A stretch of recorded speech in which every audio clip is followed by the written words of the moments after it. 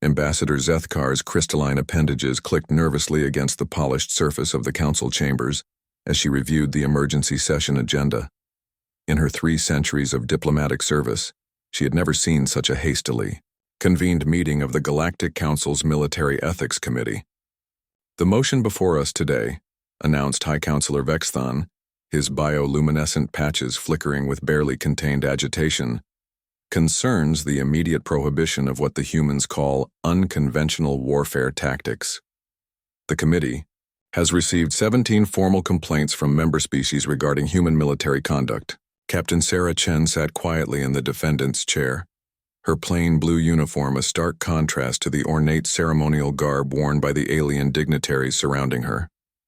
She had been the only human representative available when the emergency summons arrived, pulled directly from her patrol vessel Persistence to answer for her species' apparent crimes against galactic military tradition. The first complaint, Vexthon continued, consulting his data crystal, comes from the hegemony of Krelthos. They report that during the recent border skirmish at Proxima Centauri, human forces employed what they term psychological warfare. Ambassador Krelthos rose on his 6 legs, his warrior's crest fully extended in indignation. They broadcast music during the battle, loud, chaotic noise that disrupted our soldiers' concentration and made tactical communication impossible. This is barbaric. Captain Chen cleared her throat. With respect, Ambassador, we played Eye of the Tiger at reasonable volume. It's motivational. Furthermore, Krelthos continued, ignoring the interruption, they used deception. They painted false identification numbers on their ships and pretended to be our own vessels. Standard camouflage and misdirection, Chen replied calmly. Sun Tzu wrote about it 2,500 years ago. The hegemony representatives' crest quivered with outrage. They quoted ancient military philosophy while shooting at us. High Counselor Vexthon gestured for silence. The second complaint comes from the ethereal collective. Please, Sage Lumara. The translucent being's voice resonated through harmonic crystals. The humans violated every principle of honorable combat. They attacked our meditation vessels during our sacred evening contemplation period. You mean during your predictable, daily stand-down when all your ships powered down their shields? Chen asked. It was dishonorable. Combat should occur during designated battle periods, with proper advance notice and ritualistic challenges. War isn't a tennis match, Chen muttered, earning gasps from several delegates. The complaints continued for over an hour. The hive mind. Confederation accused humans of biological warfare for using scented cleaning products that interfered with their pheromone communication. The Trade Federation claimed humans violated economic sanctions by paying their soldiers in cryptocurrency that couldn't be tracked through standard galactic banking systems. Most shocking to the assembled delegates was the testimony from the warrior race Gorthak Empire. The humans, growled General Gorthak Prime, his massive frame barely fitting in the witness stand, are the most terrifying opponents we have ever faced. A stunned silence fell over the chamber. The Gorthak had conquered half the galaxy through pure military might. They feared nothing. Explain, demanded Vexthon. They do not fight like civilized beings. They adapt. Mid-battle, they change. Tactics, modify equipment, create new strategies from nothing. We would engage them with proven tactics that had won us thousands of victories, and they would improvise. The general's voice carried a mixture of respect and horror. In one engagement, they lost their primary weapon systems. Instead of surrendering honorably, they turned their mining equipment into weapons. They launched asteroids at our fleet using modified cargo haulers. When we adapted our formations, they started ramming our ships with vessels full of volunteers, singing battle hymns. The rules of war are clear, protested the ethereal sage. Combat should be predictable, following established patterns that minimize unnecessary casualties and preserve military honor. Captain Chen stood up slowly.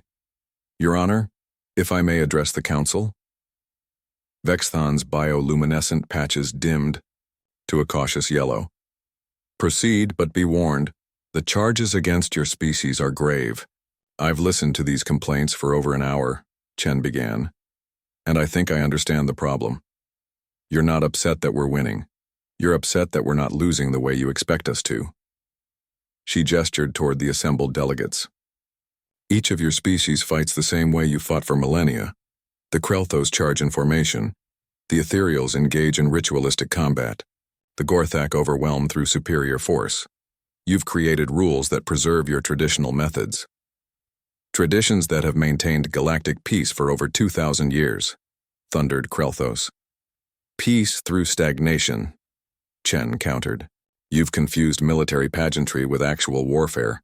When pirates threaten trade routes, how many of you actually stop them versus filing diplomatic protests? The uncomfortable silence that followed was answer enough. Humans fight to win, Chen continued. We use every advantage available because, for most of our history, losing meant extinction. We learned to adapt because adaptation meant survival. What you call dishonorable tactics, we call not dying. High Counselor Vexthan's patches shifted through several colors before settling. On deep blue, the motion before us is to formally prohibit human military tactics as violations of galactic warfare conventions. Before you vote, Chen said quietly, ask yourselves this. In the past year, how many human colonies have been attacked by pirates or raiders? The delegates consulted their data crystals. The answer surprised them. 0, admitted Ambassador Zethkar. And how many trade routes in human-protected space have reported incidents? Also 0, came the reluctant response. Funny thing about our dishonorable tactics, Chen smiled grimly. They work. When word gets out that humans don't follow your polite rules of engagement, that we fight dirty and never give up, suddenly pirates decide to raid someone else's territory. The vote was closer than expected. 847 in favor of the ban, 723 opposed, with 205 abstentions. As the gavel fell, High Counselor Vexthan made one final announcement. While human military tactics are hereby banned in conflicts between Council member species, the Council recognizes the effectiveness of human methods in combating piracy and raiding. We therefore establish a new position. The humans will serve as the Council's official unconventional warfare consultants for dealing with non-member hostile forces. Captain Chen grinned. So you're outlawing our tactics but hiring us to use them anyway? That, said Vexthan, his patches flickering with what might have been amusement, is politics. As she left the chamber, Chen couldn't help but chuckle. Humanity had just been simultaneously condemned and promoted for the same behavior. She made a mental note to update the fleet tactical manual.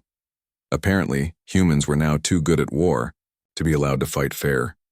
Some problems, she reflected, were the best kind to have.